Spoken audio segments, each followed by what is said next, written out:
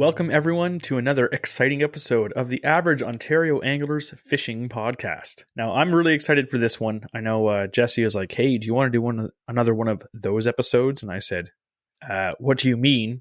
And then he told me, and I was like, absolutely yes. Yes. So for those of you wondering, this is another unbelievable fishing lore. It always takes a while. These are hard to come up with just because it takes a lot of research to get these, prepped and whatnot. But I love doing them. I love seeing this, learning about these crazy creatures. I know Jesse likes them as well, I think, but maybe not the editing part because I say and a lot because I read a whole bunch during these. Yeah. I do like listening to Andrew's Mythical Beasts. So I'd say though, of last year's Mythical Beast episodes, they were some of our most popular. And I had a lot of people message me and say, you know what, that was fantastic. You should do another one. So we got to bring it back for season 2. Got to do it.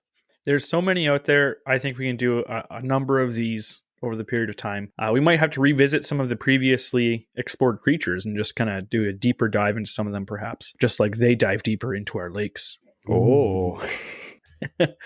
But as tradition states, we're going to start off this episode with an interesting fishing fact handled by our very own man with the handsome glasses, Jesse. So last week we had the podcast episode with Brad, the Canadian Cowboy Outdoors. And that was a great episode about early season bass fishing. I hope that if you were looking to get into that you actually tried to do that, because there's only a few days left of the season by the time this podcast comes out. But we actually had, for the interesting fishing facts, beaver facts, which I thought was pretty cool. There's a lot of really cool facts about beavers. And it's something that, generally speaking, probably most of us have seen a beaver when we're fishing. The only problem is there's so many facts. I had a lot extra. So I thought this week we could do Beaver Facts Part 2. That's the beaver tail hitting the water sound effect. So there's a bunch of cool facts. And compared to last week's facts were more about beavers being crazy, creepy creatures that are, killing you and bloodthirsty. With rusty teeth. Yes. This is not like that. These are more fun beaver facts, not terrifying beaver facts. So you're welcome. These are some very interesting facts. Some of these are almost unbelievable. They're almost as the unbelievable fishing lore that Andrew's going to talk about later. One cool thing about beavers is they make enormous dams. Now, if you've ever seen a beaver dam, generally speaking, usually they're fair size, right? I know a lot of people will find beaver dams and target them for fishing. They'll be like, oh, beaver dam, it's a great place to catch fish. Always fish around a beaver dam. And generally when you see them, they're fairly large. And you're like, okay, these beavers, they're not huge creatures, but they create these big dams. Now, this is one of the largest ones they've ever found. I'm not saying it's the biggest one, but this is the biggest one they've actually found. It was found by using Google Maps by scientists. That's how big it was. They found it using Google Maps satellite. So from space, satellite images. Yeah, from space, this beaver dam was found, and it's on record as the world's largest beaver dam. It was spotted in 2007, and it was found in Alberta's Wood Buffalo National Park. Now, its width in feet, 2,790 feet wide. That's 850 meters. And they believe that this just wasn't just one crazy beaver, but this is like a multi-generational family of beavers that have been living there for, decades and decades. And they've just been building onto it. Not just like a small beaver dam like usual. They're like, you know what? This is a beaver mansion. It's absolutely giant. Isn't that huge? That's crazy. 2,790 feet wide. That's almost a kilometer. Right? Like 850 meters is approaching a kilometer. Like, wow. Yeah. So that is one cool fact. So again, I don't think the biggest beaver dam I've seen is not even close to probably 100 meters, let alone 850 meters. But I would I've love seen to one see that's maybe like 120 feet, and that's impressive. And it's 10 feet tall, and whoa, like the amount of water that's holding back. I can't imagine one that's 850 meters long. Yeah, and I'm not going to go into a fact about how strong their dams are and how smart they are as engineers, as animals. They're damn strong. They're damn strong. And I'll tell you one thing. Remember that beaver dam? Remember that time we went camping and you wanted to portage up into that lake, Andrew? And you were sick? I was sick, but it was quite an incline, and there was a huge beaver dam at the top.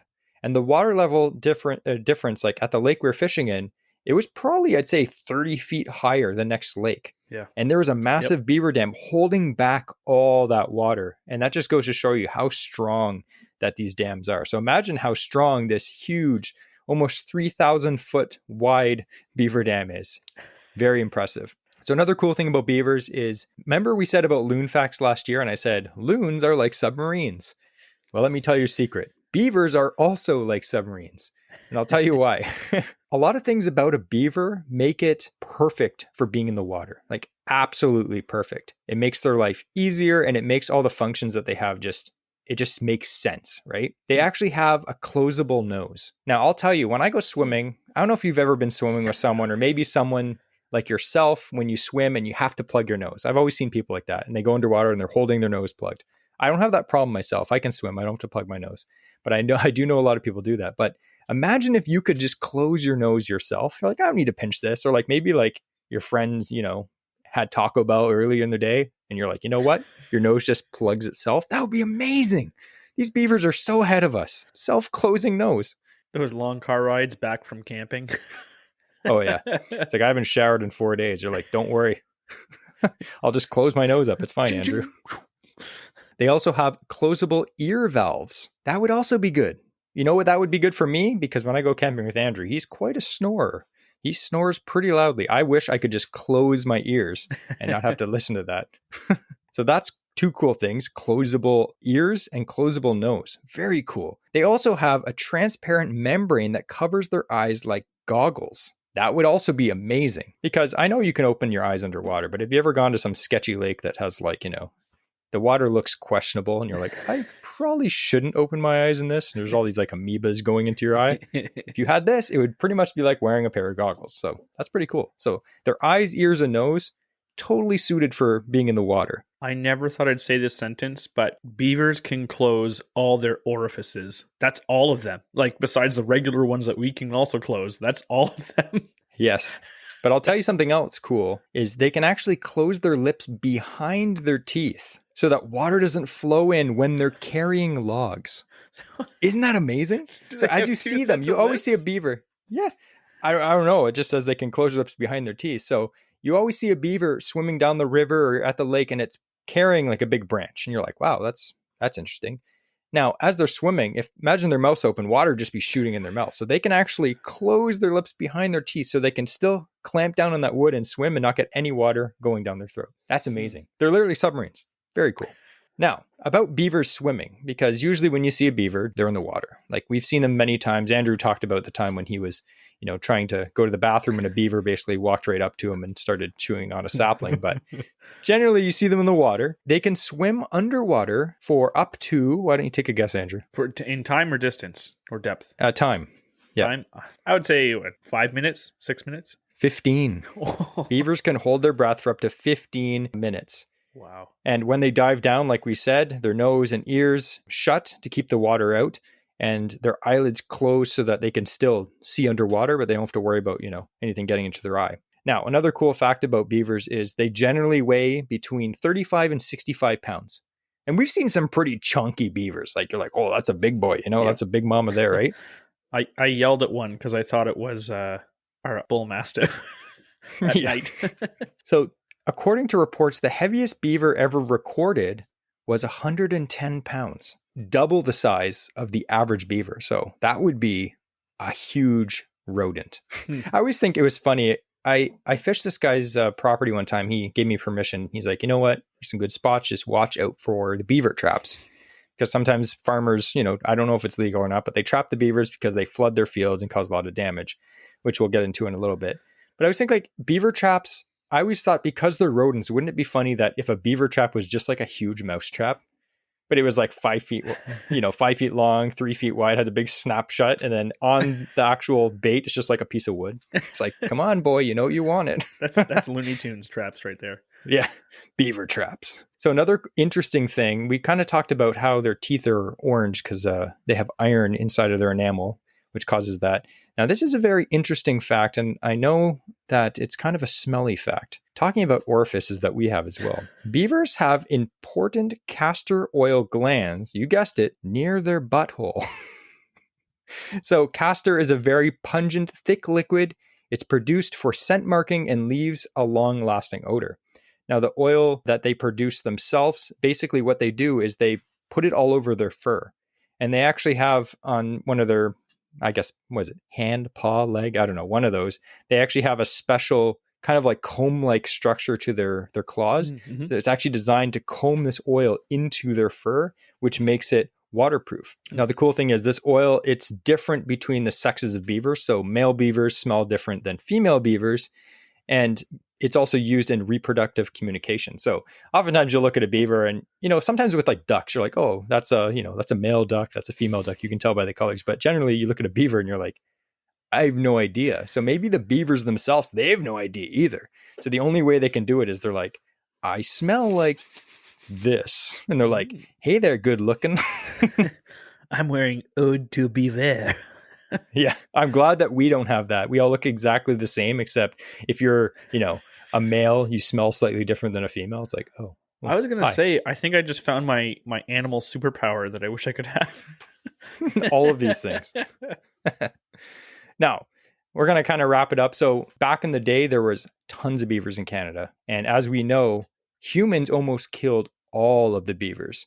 And that was because of fur hats. Now, we know back in I think it was like the 1800s, fur hats were very popular. And the main thing that they used was beaver fur, beaver pelts, right? That was very popular. And at the time, there were so many beavers in Canada. They were like literally like rodents. They're everywhere. So they would just trap them and hunt them.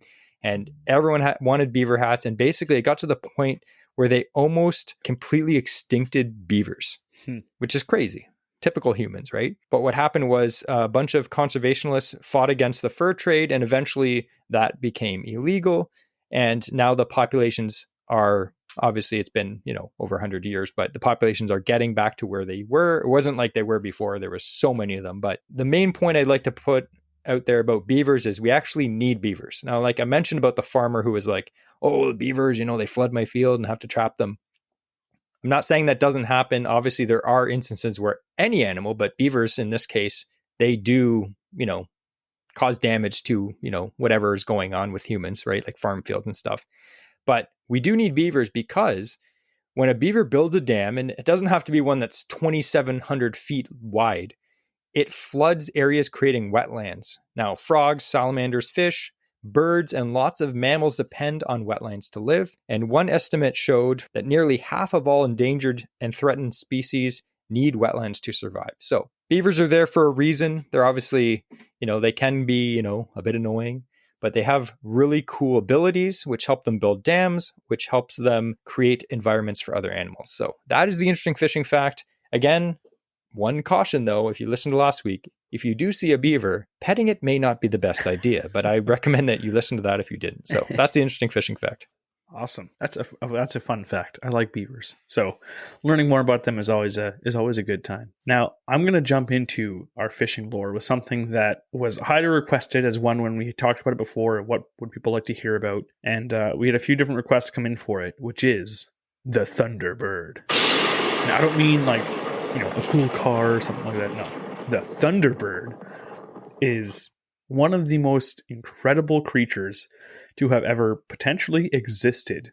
And there's a lot of evidence to kind of support the fact of Thunderbirds actually existing. Now, the Thunderbird kind of lore originates with Native Americans, and they would tell tales of, eagles that were strong enough to carry whales back to their nests and stuff like that.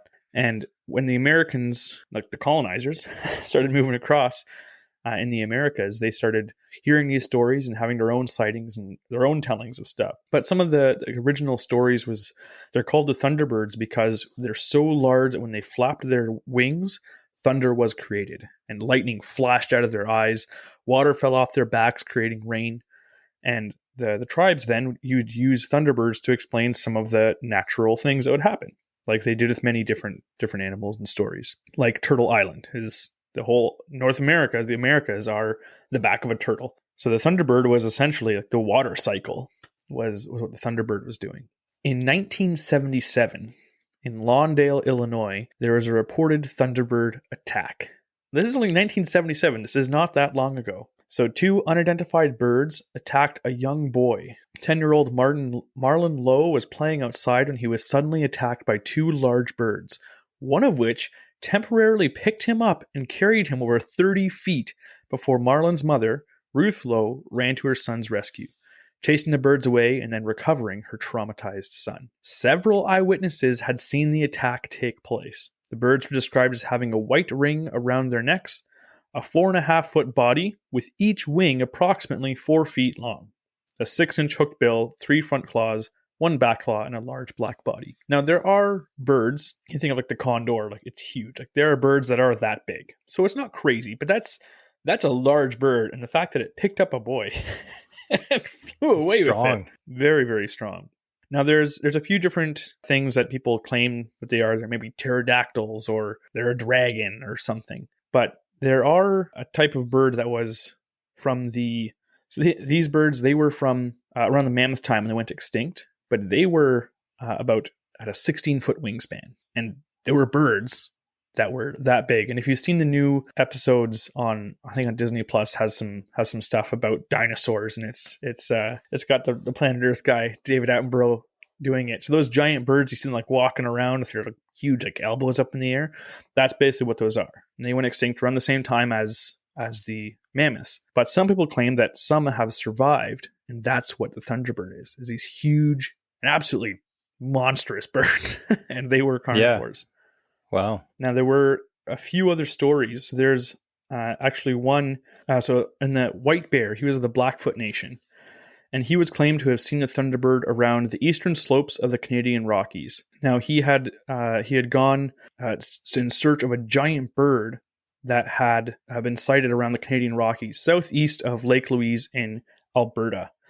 Now, in 1936, hikers saw an eagle flying at a considerable height. And as it came close to this it's called the tower, this section of the mountain, this eagle had come much lower, and they observed this big brown bird. And it was bigger than what they thought it was. Because you look at a plane in the sky, you're like, that's tiny. But you go on the tarmac at an airport, and it's huge. This bird flew down to these hikers and dropped a mule deer fawn. This fawn weighed 15 pounds. And it was flying from like far away, came all the way to them, and then dropped it on them. Imagine like being in a boat and all of a sudden having a deer drop on you. And you see a bird just fly away. You're like, what? Imagine the game warden coming up being like, hey, where'd you get that? You're like, a bird dropped it in my boat. Like, I don't think so. I haven't heard that one before. But speaking of deer, so the similarity with this is White Bear, who is from the Blackfoot tribe. He was able to kill a deer, and then all of a sudden, the Thunderbird. They have a different name for it. I won't try saying it, but the Thunderbird came and grabbed hold of the meat that he had pulled off this deer, and apparently it carried him along with the deer meat. So now picture that. This deer falls from the sky. You're like, this poor little fawn, and you pick it up, and all of a sudden, these huge talons grab you and the deer. It's like, see ya. All I know is I'm terrified of thunderbirds. Now, going on to something more, on the land, something we can maybe deal with more. You just had another interesting fishing fact about beavers. Now, what if I told you there were giant beavers? How terrified are you right now? Well, considering last week's interesting fishing fact about how beavers sometimes get rabid and attack humans and, kill them, a giant beaver is actually very terrifying if you think of it. It's probably something we've never thought of before, but now you have. Thanks, Andrew. You're welcome. Now, these beavers, again, they went extinct they came 10,000 years ago, supposedly. Again, they have evidence that these things actually existed. They were about 2.5 meters long, or 8.2 feet. And we talked about how a big beaver these days weighs 66 pounds. These would weigh 352 pounds. So basically the size of a black bear. Wow. So there have been sightings, apparently, of giant beavers in Manitoba. Now, you were talking about that massive dam, which was 800 and something meters long. Yep. Imagine a giant beaver damming possibly the Great Lakes. The St. Lawrence, just build a huge dam across it. They could, though. If a regular beaver could do something 850 meters long, then I think a giant beaver could definitely dam up, a main waterway. Yeah. Imagine them trying to build a Trent Severn Canal system, but the giant beavers are just like, no. Not on my watch. Absolutely not. So those are two of the kind of standardized or well-known animals, or at least variations of a well-known animal. Now I've got one to puzzle you. I want you to describe the first thing that comes to your mind when I say ugwug.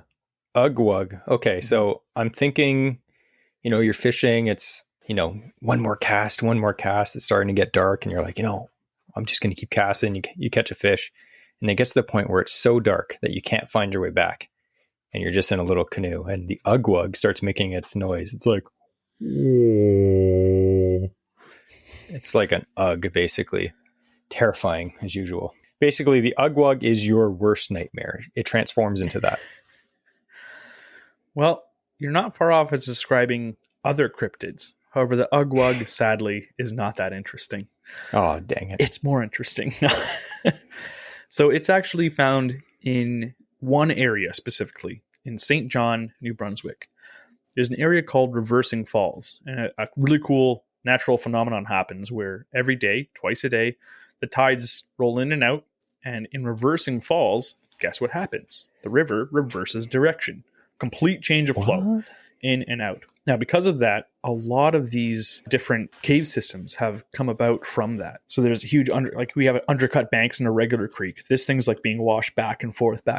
So these huge cave systems are in there. Now, Ugwug has been described to be 30 meters long, so 96 feet, mostly seen in the water, but sometimes can be seen walking up onto land. Now, the name originates from the Inuit language, meaning the friendly animal. It's almost like a pet name or term of endearment. It's like, I'm going to call you Ugwug, Jesse. You're a friendly animal. Sometimes. So the Ugwug is a seal-salmon hybrid. Now again, apparently it's 96 feet long, and it's half seal, half salmon. Now, the photos of this thing didn't look like either a seal or a salmon in the drawn photos I've seen, but apparently that's how they describe it. But I think I've actually seen something similar. So in our tributaries off the Great Lakes with our nuclear power plants and stuff like that, I'm pretty sure I've seen a variation of the Ugwug, but it's like a muskrat steelhead combo. I would actually believe that, honestly. It's not as big. Maybe it's only like 3 feet long.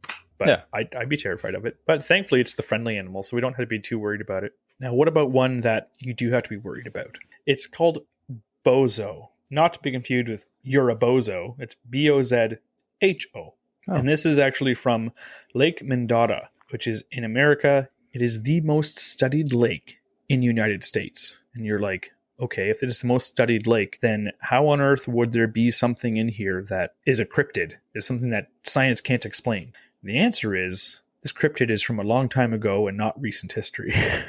Oh, okay. The sightings have kind of gone downhill recently, unfortunately. Bozo, I can't love that name, was first reported in the late 1860s by a couple canoeing on the lake. They accidentally hit what they thought was a log with one of the oars. And I've done that with carp, so I believe this story. After being struck, the log began to thrash a bit in the water before sinking back down below the surface. The couple headed quickly back to shore and later wrote of the encounter. Now, they didn't report it because they were concerned what people would say about them. However, 20 years later, in 1883, the second encounter happened. While in their boat, a married couple, known as Mr. and Mrs. Dunn, encountered what could only be described as a gigantic 25-foot greenish-black snake. As the pair made their way across the water, the creature appeared from below the surface and began to follow them. Like, imagine a giant, what you think is a laydown, just starts like slithering towards you underneath the water. It's like, hey, flip a jig over there. I feel like that's how mice feel when like a pike's coming up behind them to eat them. So as they see this thing following them and approaching, they start to row faster. But of course they can't outrow it. So suddenly this beast hits the side of the boat and tries to slither its way into the boat. They start to beat it with oars in hope of keeping it out, but the monster was relentless. Not knowing what else to do, Mr. Dunn picked up a hatchet that was kept in the boat and hit the beast in the head and body. The creature finally stopped trying to enter the boat and slid back down into the water. Now, the only thing I can take away from this experience is always have your personal flotation device on and a hatchet within reaching distance. Don't pop your PFD though. Just wait for a giant snake and then grab it. You might think, okay, well, that's a couple interesting stories, but there were multiple. In fact, later on, there's a fisherman who tried to catch it, got scared, and then left all his gear against the bank, which been there by accident, not because I was scared though. But one of the funniest stories that I found about this guy Again, his name's Bozo, which is fun. So there's a couple sitting on a dock, and they're in college. They're college students, and they wanted to hang their feet in the water while soaking up the sun. It's reported that they positioned themselves in their stomachs, and the boyfriend is facing one way, and the girlfriend is facing the other way. Keep it clean. And she had her feet down in the water. As she's laying with the eyes closed, she heard a splash and thought, oh, her boyfriend just jumped in the lake. And then all of a sudden, she starts to feel something tickling the bottom of her feet. She pulls her feet up and jokingly tells her boyfriend to stop. She drops her feet back down and they get tickled again. And she gets annoyed and she looks over and her boyfriend isn't in the water. So she wakes him up and they look over the side of the dock and there's Bozo with his tongue sticking out of his mouth, just licking the bottom of her feet. Gross. I knew that would get you, Jesse. I hate feet. Disgusting. So as its tongue was slipping in and out, its head and neck moved side to side. They ran back to the frat house faster than it had ever run before. But Bozo continued to watch before slinking back down into the depths of Lake Mendota. I'm sad to say that they haven't found something. It's the most researched lake. Doesn't mean it's fully researched. It's just the most researched lake in America. So there's potential there. Well, look at Loch Ness. That's probably one of the most researched lakes in the world, and they still haven't found Nessie. Who's to say that it exists? But, it's like the ocean when they're doing exploration. They're like, oh, we've only searched like 1% of the ocean. It's like, oh, there's no sea creatures out there. It's like, yeah, well, tell me when you cover the whole thing. Then let me know. Yeah. We need just like a giant super live scope just to like scan the depths and be like, oh, there's a big boy down 2 kilometers. They don't know what it is. Found massive stuff moving under in the ocean and they have no clue what it is. But it's huge. Like, shouldn't exist huge. I just watched that latest King Kong and Godzilla movie. And this is kind of related because on that movie, if you've never seen it, this isn't a spoiler alert in case you watch it, but there's like Earth, but then there's inner Earth, which is like inside the core. There's like a whole different Earth in there. And the big creatures can like go between the Earths, right? So imagine if that's how these mythical creatures, like, okay, there's inner Earth, but there's portals, but the portal just happens to be in like Lake Ontario.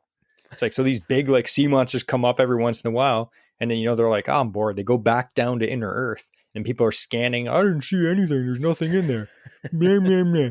And it's just like in its second Earth down there, just chilling with other creatures, right? Telling his buddies like, hey, I licked a foot today. Like, good for you. So that is one theory. Also, don't watch that movie. It's pretty bad. I have another strange one. Now, we went ice fishing this winter. Well, not too much, a couple times. But we usually walk ice fishing. And you know how hard it is to be dragging a sled full of stuff. A kilometer or 2 or 3 or 10. Now, I would not want to have this guy's life. His name is Camulek, I believe. Don't quote me on that. But he lives in the Arctic, where it's basically always ice. When people find him, he's pulling a sledge in a straight line. Now, I know what you're thinking. Describe him. Well, he has a face beyond human comprehension. And you're like, okay, well, if you can't describe him, describe what he's pulling. He's pulling a sledge with a bag of unimaginable horror. Super descriptive. Yes. Essentially, if you look at his face or in the bag, you go crazy. Which explains, why some people who are up there and die of hypothermia and they go crazy. I think it's because this guy just walked along and they looked at him the wrong way. So it's pretty much like that movie Bird Box where like you can't look at anything or else you go insane. I guess. This is already terrifying. That is a good movie though. Not like King Kong. Definitely watch that. I know you're thinking, just like Cotton Eye Joe, where does he come from and where does he go? Well, we don't know. That's a dad joke. Don't tell me you're having a kid, Andrew. I'm not. Okay. So we don't know where he's coming from, where he's going, but he's always seen in the Arctic and he's always walking in a straight line. So what I love about some of these creatures is they have, different ways to avoid them or to escape from danger or things like that, of old wives' tales of what you can do. So for this guy, if you come across him, and you see this guy pulling a sled in a straight line, which I try to do when I'm walking out for ice fishing because I want to get somewhere straight as fast as possible. You stand in front of him and block his path. He will stop and will be unable to proceed. Now, don't look in his face or lack thereof or whatever it is there. When you stop him, you stand in front of him, you can now ask for whatever you want. And then after you ask for it, you get out of his way and don't look back. And supposedly he'll grant your boon once he walks away. So this is actually one of the theories on how the gold rush happened up in Alaska. Apparently is because people asked for gold in them thar hills and saw this guy and then just let him go on his way. So maybe try that. What would you ask for if you came across this guy? Like, let's say you're walking across some northern lake, you're going ice fishing, Jesse, and you see this guy pulling a sled. He has a face of random unknown comprehension. And you stand in his way and he just like stares blankly at you. And you could ask and you realize, I can ask this guy for something. Does it have to be an object or can it be an ability? Anything, whatever you want. I would say to him, grant me the fishing knowledge and abilities of these men. And then I would name like, it would be like Kevin Van Dam, the Johnson brothers, Rick Clunn, Denny Brower, just like all these guys. And then just walk away and be like, oh. And when I went to the lake, I'd know exactly what to do. I could upgrade this podcast to Ontario Anglers Fishing Podcast. It wouldn't be average anymore. No, but in all reality, I'd be like, yeah, a bass boat, $250 on the back, an unlimited gas card, thanks. And a truck to pull it with, thanks. Then I would just keep walking. I wouldn't look back. Yep, never look back. What about you? I would probably ask for the ability to see through water, like X-ray vision, so I could see fish. You're like, can I have live scope eyes? Yeah, basically, except way better. I was actually thinking that'd be pretty cool. Yeah, we've talked about that before. Like that's like the dream superpower. Of course, besides having like a butt gland that releases sweet smelling oil, like a beaver. Absolutely, I don't know that's a possibility. I'd ask for maybe. So the Loveland frog. This one's from Ohio. And the first time it was sighted, it was by a businessman late at night in 1955. So he saw it on a road, and he saw not just one, but 3 different figures standing erect on the side of the road between 3 and 4 feet tall. They had leathery skin, frog faces, and some people say that one held a wand in its hand above his head that was like shooting sparks. That sounds fun. Now, something that gets real interesting about this story is when you think of, or when you hear stories of, people having weird sightings and stuff like that, it's usually some guy who just drank a bunch of moonshine and was riding his cousin Joe's truck through the woods and saw something weird. That's not what happened. In March 3rd, 1972, at precisely 1 a.m., police officer Ray Shockey saw an unidentified animal scurry across the road. He ran across in the headlights. He's about 3 to 4 feet long, had leathery skin, and then all of a sudden it crouched like a frog and then stood up, climbed over the guardrail, and went down to the river. For an eyewitness of being a police officer, that's a pretty good eyewitness. Now, 2 weeks later, another police officer named Mark Matthews saw an animal crouched near that same area. He saw it on the side of the road, and so he shot it. What else do you do when you don't know what something is? You shoot it and ask questions later. Makes sense, yeah. So he put it in the trunk, and then he showed Officer Shockey, who confirmed that, yes, that is what I saw. Turns out, what do you think it was? He killed this thing. It was what he saw. It's 3 to 4 feet. It stood up. It climbed over a guardrail. Do you have any ideas what he saw? And again, this is in Ohio. It was a guy. It's a homeless guy. He just like slathered some mud on himself. He's like, I hear it's exfoliating. Yeah. I don't know. A monkey?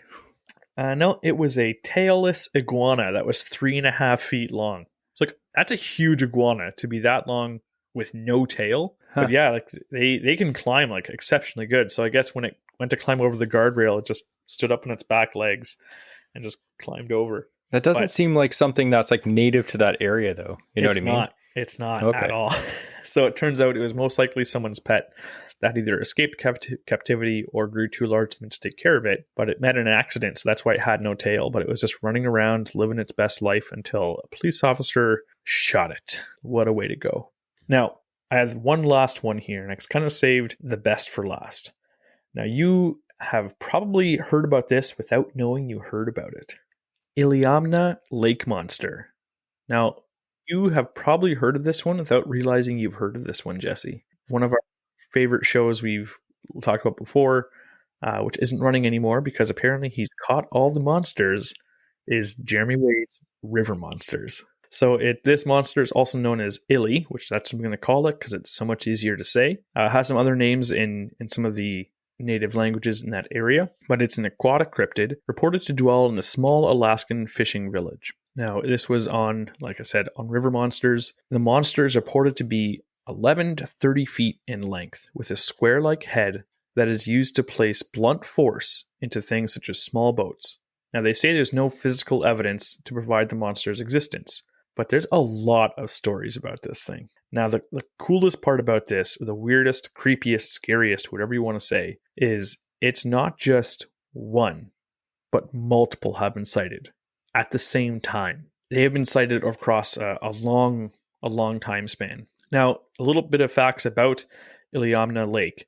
So it's a natural lake. It's in the southwestern portion of Alaska. It's approximately 1,012 square miles. It's a huge lake. It's 77 miles at its longest, has a maximum width of 22 miles, and its deepest point is 988 feet deep.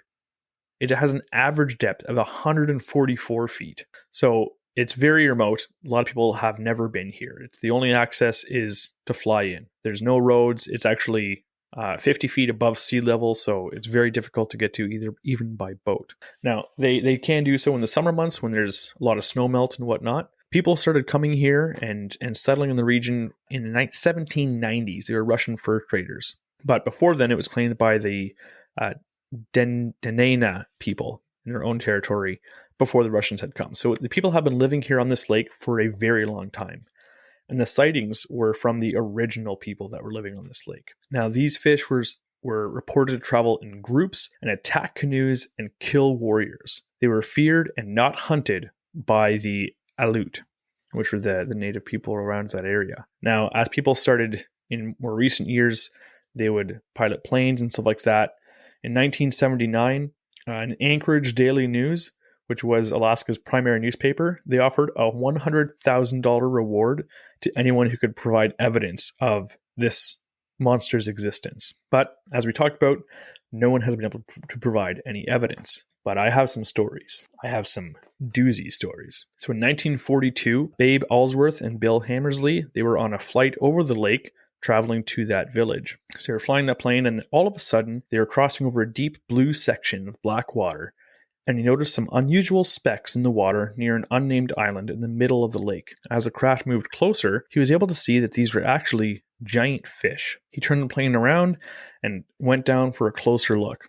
On the second pass, they described what they saw as dull aluminum in color, with heads that were broad and blunt. The width of their long tapered bodies was the same as that of their heads, and the vertical tails slowly waved side to side. Now, the reason why that description is so important, and it holds true across most of these stories, is it has a vertical tail. Now, you could have beluga whales, perhaps, and they can get big, but they have a horizontal tail as it swims through the water, whereas a fish or a reptile, in this case a fish, will have a vertical tail as it goes through the water. So they spiraled this plane down from 1,000 feet down to 300 feet, and they saw that the original estimate of 10 feet was actually way too short.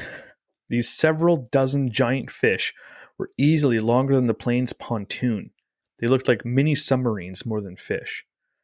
They circled the area until the creatures disappeared in a surge of water, and they continued on to their destination. In 1947, so again, a few years later, Hammersley published a short piece on this fish in order to get others to come out about any stories they had. Another pilot, a survey pilot, was flying across the lake in the fall of 1945 at a height of 100 feet and saw what he claimed to be a giant fish more than 20 feet long, the color of dull aluminum. So again, all these stories are coinciding, matching results, matching descriptions. In 1963, a biologist reported seeing a 25 to 30 foot fish from overhead. It did not come up for air. So again, most likely not a whale. In 1967, Alaskan missionary Chuck Crapuchet had seen the monster twice. He's flying over in a float plane and he saw a large animal in the water. He tried to call some people to verify it, but nobody got there in time before it left. One of his friends went trolling for it. He took a 5/16 stainless steel cable, put a number 2 tuna hooks on it, baited them with caribou, and tied it off to the struts of his float plane. He was drifting and sitting out on the floats when the plane gave a big jerk and knocked him off of the floats. The plane was towed off and he barely made it to shore. He walked for miles while the plane was towed around the lake. When he finally recovered his airplane, 3 of the cables were gone. The hooks and the ones that remained were straightened out, And these hooks were 8 or 9 inches long. Like you've seen the big tuna hooks. Like those, it's a huge creature. So in a freshwater lake, to have hooks like those bent out and the cables snap, like something that could tow a plane around, that's huge. Now there have been beluga whales. It's possible that it could have been that. They don't know. Those would have been big enough to do something like that. But they're not super common apparently in that lake. 1977. A veteran pilot was flying over the bay. He spots 12 to 14 foot fish in the surface, and as they dove down, revealed a vertical tail. So he saw it, and his 2 passengers, one of which was a Michigan Fish and Game official, witnessed the beast make a big arching splash and dive straight down as the plane got closer. They estimated it to be roughly 12 to 14 feet in length with dark gray or dark brown skin. In 87, a resident reported seeing a large black fish with a white stripe down its fin. What does that remind you of? Sturgeon. In 88, several locals reported the same sighting from water and land. A large dark fish with a fin swimming near the surface. Now, that's not all of them. That's just a few reports of this thing. I'm led to believe that, yeah, there's something huge there. So the theory is it's a white sturgeon because people who have stories of this thing bumping into boats or even attacking boats, and they've said that the propeller, like, look, you can see teeth marks in the propeller. It's been chewed on. But sturgeon have that really sharp spine of bones across their back. And when a propeller goes over those, that chews up the propeller itself because it's slicing against bone. So the theory is that these attacks are actually white sturgeon. And it makes sense why they're so rare is because sturgeon are bottom feeders. This lake is on average 140 feet deep, let alone can go down to over 900. The biggest caught on record, I think, was 12 feet, almost 12 feet, I think, for a white sturgeon. However, there have been, in the past 100 years, the Marine Fisheries Commission, they said that there have been reports of them to be 20 feet of length and records of them being like up to 20 feet for a white sturgeon. And white sturgeon aren't even the biggest sturgeon. Beluga sturgeon are actually the largest ones. But however, those are more so in Russia, but they can be huge. But again, like we talked about the lake sturgeon are said to only grow 4 feet, but the record lake sturgeon is 8 feet. Like they get doubled in size. So if a white sturgeon is only supposed to be 12 feet, let's say, double that, it's 24 feet. That's a monster. It's funny how many of these mythical beasts, especially in like North America, could probably all be explained by one fish, the sturgeon. They're like, it's like an eel, or it's like a bashing fish that'll hit your boat, or it's like a mythical creature. It's like, it's a sturgeon. Yeah. Let's just be serious. Yeah. And they say like, oh, like other things, they say it has like a horse-like head. And when you see a sturgeon come up and it extends its mouth as it like jumps out of the water, it looks like super weird. Like, yeah, it's a weird eel with a horse head. It was going to suck my brains out. Yeah. It's like, yep, it would. What do you think though? Do you think the illy is real? Think that there are larger than normal, perhaps some strange rogue massive sturgeon that are, living 100 years that are just scaring people in boats? Why not? Like we were saying about the ocean, there's so much, like even of Canada, like how much of Canada is actually populated? Like very little, like 5% probably. I don't even know. But you look at the vast wilderness of Canada and like going up to Alaska and up there, a lot of that area, no one lives there. Yeah. Or very few people actually go on that lake. So who knows? There could be some species of fish that are extinct everywhere else, or they're just like any other animal. They're like, oh, this specific kind of frog, it's only found in this jungle in this part of the rainforest. Like, why can't we say that in Canada? There's this one species of fish. It's only found in this 1 or 2 deep lakes, and it's a bottom feeder, like you said, so you'll never see it. Who am I to say that stuff doesn't exist? Maybe. Who knows? You know what I was thinking? Because you had that fishing fact about those like European perch. They look like perch, but they're huge, right? They're like 4 times the size of ours, easy at least. And I was thinking, like, what if, it's a subspecies of white sturgeon or a subspecies of sturgeon that, is just 20 to 30 feet big. Like, I absolutely could see that being the case. You know what probably happened? I'll tell you what happened. They were flying back in the Cold Wars or something. They were flying and they accidentally lost a nuclear warhead. Like it just fell out of a plane, didn't detonate, fell into one of these lakes, and they're like, oh, we couldn't find it because technology wasn't good back in, say, like World War II. And this like radioactive warhead sinks to the bottom of this lake right on top of a sturgeon nest. And the rest is history. It's kind of like a Spider-Man thing. These fish just became like genetically mutated radioactive fish. just got massive, just way bigger than you could ever imagine. And they're just radioactive. And the cool thing is they glow in the dark. Just kidding. I just go on. But that could be a thing. They can also hover. Who knows? In certain circumstances. Yes. And if you're not careful, they can levitate towards you and suck your brain right out of your head. We just start our own myth. Yeah. It's also not a sturgeon. It's a white sucker, but it's 30 feet long. What if it's like it's a beluga whale, but it has like a really messed up spine, so its tail is sideways? Yeah, that's probably what it is. Yeah. Oh man, there's so much weird stuff in Canada. Yeah. And it's crazy because there's so many things that, like, a lot of them are similar, and I'm trying to find ones that are a little bit different, because a lot of the lakes, they have a sea monster, and they're all like, oh, it's a large eel, and it's, a large like sea dragon kind of thing, and they're all quite similar. So, Ogopogo, you have Nessie, you have like all these different things, right? But they're all quite similar in their descriptions.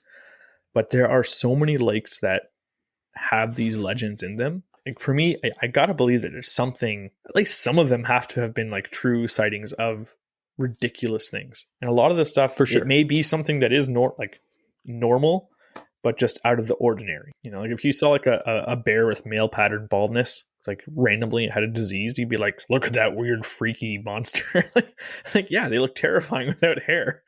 But guess what? It's just a bear that has a disease. Yeah. Well, that was interesting. Honestly, these episodes I always like because, again, like you said, there are lots of sightings, and funny enough, a lot of them are very similar. So that goes to show, like you said, that some of this stuff is probably true. We're going to sound like conspiracy nuts, but if multiple people in different areas over different decades of time and even centuries have reported seeing the same thing, that probably means that thing exists. So that is cool. And the crazy thing is, like, the size of Canada, or with so much stuff around in Canada, but even like in the world, things like the Thunderbird, like, could there be a few leftover, giant birds from the dinosaur age? Like, why not? We still have alligators. We have sturgeon. We have these other dinosaurs. We have the coelacanth. We have the horseshoe crab that survived every single extinction event ever. I would think like something like the Thunderbird. Maybe there's only like 3 left. Mm-hmm. And they live a long time, and they perch like in these cliffs up in the wilderness of Alaska that no one goes to. And every so often they fly inland, and that's when the sightings are, but then they go back. Who knows? We should do that. We should start a GoFundMe to hunt down the Thunderbird. We only need $10 million, people. That's it. Be generous. And we need a helicopter too. Film a TV show of us in the woods, and all of a sudden you'll hear silence, and we'll be like, "Did you hear that?" And just play B-roll of crickets and be like, "Yes, did you hear its call?" And then Andrew will be carried off into the wilderness to be eaten later as a snack. And I'll be like, "That's all, folks." Anyway, I thought before the end of this episode, we could kind of talk about Musky Odyssey. Speaking of monsters. Yeah, speaking of monsters. So Musky Odyssey was a few weeks ago. Since we pre-record some of these episodes because we're busy guys, this is the first episode we've recorded since Musky Odyssey, so I thought we'd talk about it. It was a few weeks ago at this point. It was in Toronto. First one we've ever been to. Last year it was in Oshawa. This year is in Toronto. So me and Andrew, radio voice Royce, and our buddy Paul, we all went down there. It was very cool. Lots of musky stuff, mostly lures and stuff, but they had rods, reels, tackle, lots of very cool baits. Remember that guy who had the carved tarpon bait? Yeah. He actually won Best of Show for that bait. He carves, they're not like, I actually listened to the Musky 360 podcast, and they had him on as a guest, and he was talking about like how much time it takes to make that. And he actually makes those baits fishable.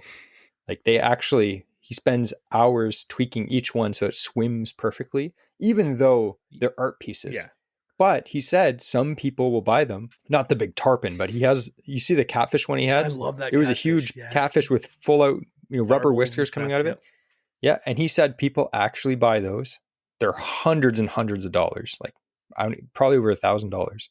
And people actually use them and slam massive fish on them. So he won Best of Show. It was cool meeting him. He was actually, he was one of many of like the artists. Like a lot of these musky guys, they're literally artists. Like some of their baits, you look at them and you're like, A, how did you carve that? And B, your paint jobs are amazing. Like super cool. I don't know if that actually matters. Probably not, because all the musky guys I talk to, they're like, buy it in black. That's all you need. So I don't know. But yeah, why don't we just talk about some of the lures? Like we'd have to do a whole episode on Musky Odyssey, and we didn't really take any pictures or anything. We were just kind of enjoying the show for once. But we did spend probably too much money each, but I thought we could just go over like maybe 3 lures each. What do you think? I agree. And then kind of talk about it, because we're stoked. Musky season is about a month away in the Kawarthas. So we're really excited. I know walleye season's coming up really soon, but let's talk about maybe 3 lures. Why don't you go first? What was, say, like the number 1 lure you picked up and you're like, yes? It's this one here. This is the beaver. The baby beaver. If you guys haven't seen them before, it has a small little beaver head, a rubber beaver tail out the back. Jesse and I got one. We actually went to the show to get these.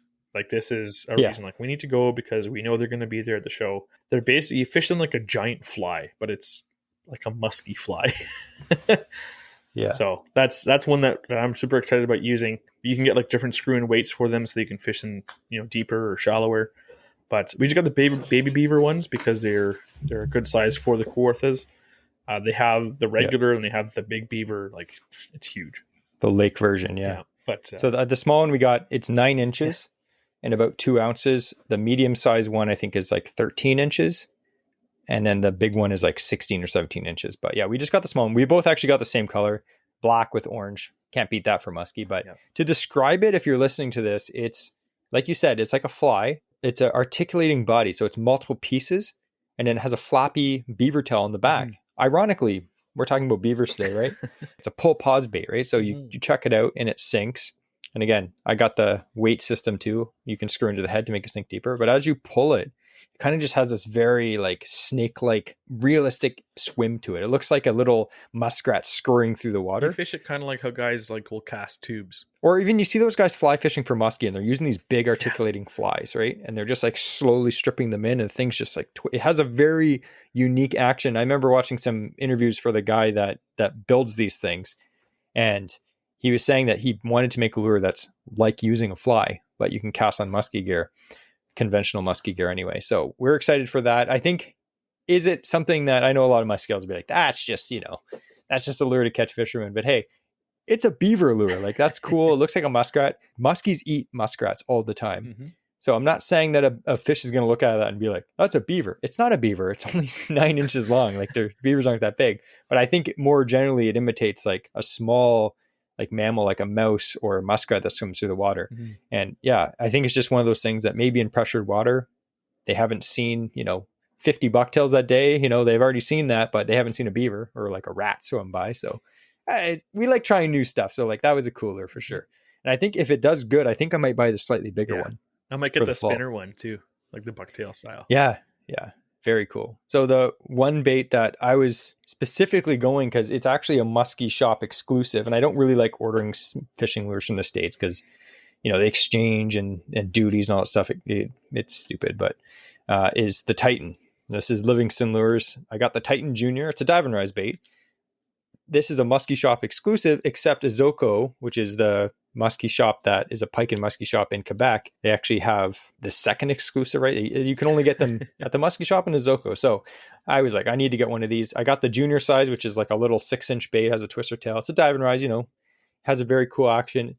I got the small one in black, which is going to be a Kawartha killer. And then I was talking to one of the guides there and he's like, oh, you got to get the big one. You got to get the big one in black and orange. So I got the bigger one, which is a bigger 8 or 9 inch bait. It's very heavy compared to a suic because it's not made of wood. But the one cool thing I like about it has a twister tail in the end, so it gives it a little bit more action. But the cool thing about these is this is Livingston Lures, and they have this thing called electronic baitfish sounds, EBS. So when this thing hits the water, there's 2 little metal prongs, and when it hits water, it makes this noise. And apparently this is the noise of baitfish, and this is supposed to attract fish. So I'm going to see if you can hear this on the microphone. Ready? Here it goes. It just sounds like a toy that the battery's dying on. But apparently that's the sound of baitfish. So that's the sound of my old reel. Yeah. I didn't get it because of that, but I got it because I've seen so many guys slam fish on these and I love dive and rise bait. So that's cool. I'll see if that weird baitfish thing makes a difference. If you check our musky feed in the next few months and you just see us slamming fish, it's because this lure is magic. We're not really good at musky fish. So that was one. I got 2, and I have a lot, like you can see behind me, all these musky lures. Like the cool thing is over the last 3 years that me and Andrew really like dove into like starting to be more serious about musky fishing, we've kind of decided and figured out what lures we actually like using. So lures I buy now are very specific. I'm like, oh, I love, diving rise or suic. So I'm going to buy similar lures to that. I'm not just buying random stuff that I won't use, because I've done that before. I have a whole wall of stuff that you buy it, you look at it, you put it on your shelf or in your tackle box, and you don't throw it. So I'm just trying to buy lures that'll actually throw. And I know Andrew's going to fish that beaver. I know he is 100%. Yep. And I know I'm going to fish this. So that was another thing. So what's another lure you got? I got the Chaos Tackle flap tail, but it's the smallest one they make. And when I bought this thing, I was immediately stabbing myself, and I still am. These hooks they have on it are some of the sharpest musky hooks. It's a nice short like flap tail, and I wanted to get another good like topwater, but something more like a bit subtle. And the noise I hear these things make in the water, like just like kind of like flapping randomly behind it, I love it. Yeah. So I'm excited. I'm excited to put that thing through its paces.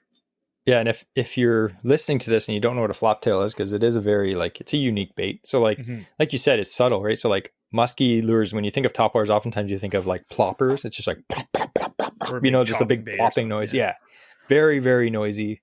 Great baits, but when the water's slick, calm, oftentimes more subtle baits do well. So basically, if you imagine a flap tail, it's just like a wooden bait. There's no propellers on it, nothing like that. It's just like a short body, and on the back, there's just like a small Colorado blade on a swivel. So as this lure is moving through the water, it's pushing a little bit of water out of the way, but it's not making any noise. It just has this little blade in the back, like Andrew said. It's just like click, click, click, click, and there's little screws on the back the blade hits. It's very, very subtle. And when I first saw these come out, like these have been out for decades, right? But they just kind of became popular the last 10 years. When I first watched a video, I was like, that's dumb. Like I can't even imagine a fish hitting that. Guys slam on these. So we're excited. And this lure, it's small. I think the body's got to be only like 2.5, 3 inches long. Yeah. I almost guarantee you catch a big largemouth on that. Guaranteed. But I'm excited to try that. What else did you get? I was just going to say, it's a good lure when me and Andrew both bought it. The same lure. I'm like, ooh, the beaver. We bought the same one. And then the flap tail, we both bought it. So I picked up this one. So I caught my biggest muskie on the TNA Angry Dragon chatterbait. And so I wanted to get one of my own, and then I saw this one, and it's the Shredder. So it's basically an Angry Dragon. So it has a big, huge chatterbait blade. It has the dragon head on it with a skirt.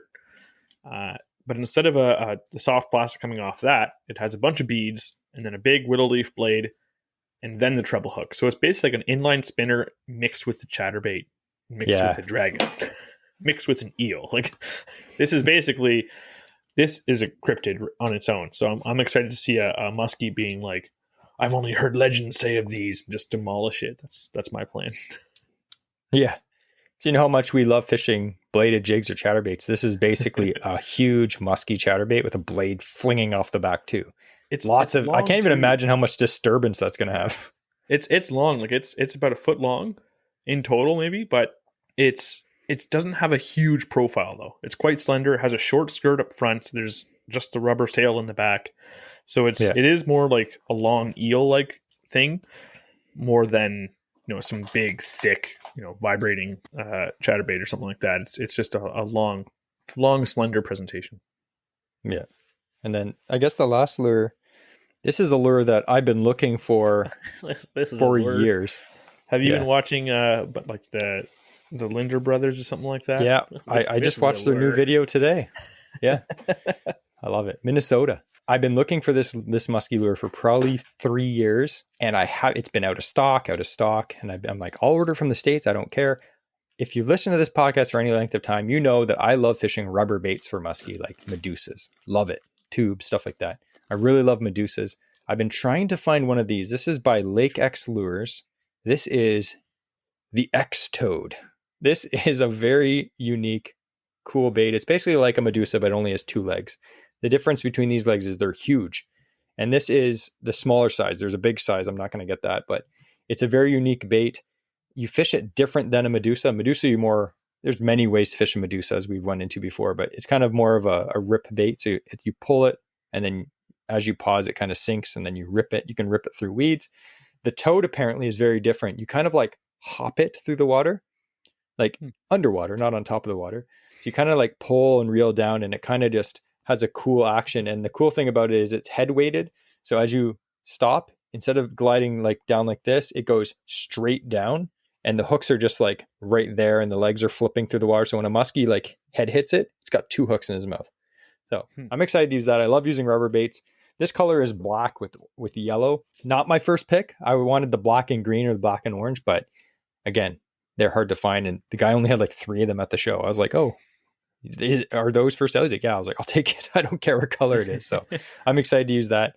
We stopped and we saw Mike at Waterwolf Lures. I know he's a regular listener of the podcast, but I'm going to listen to this crinkling noise. Oh yeah.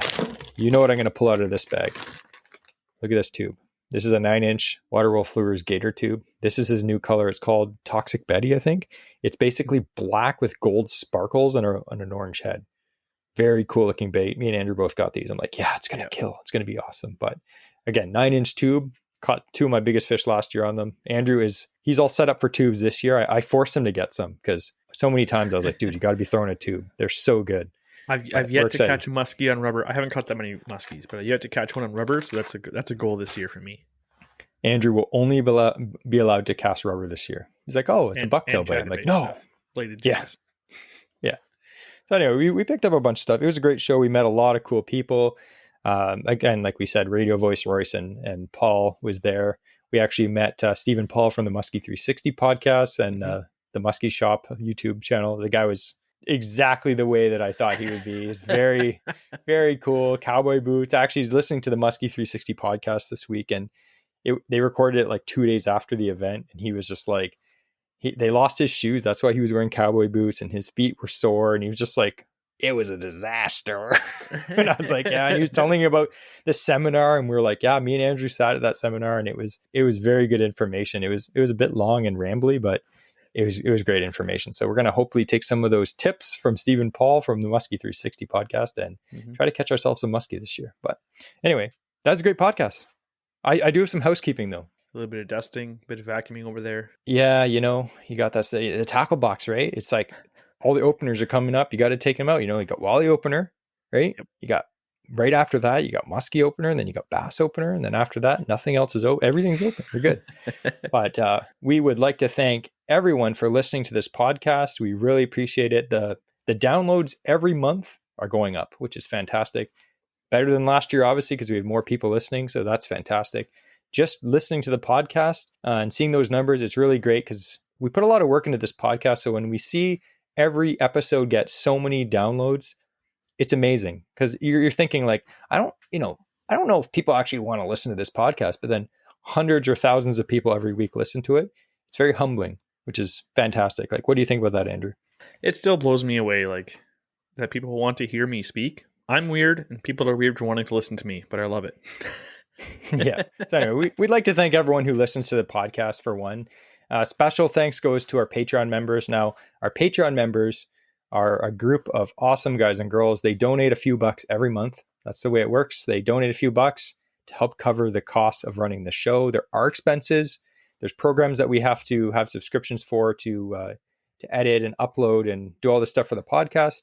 So they help cover that so that me and Andrew don't have to pay for it out of our own pocket.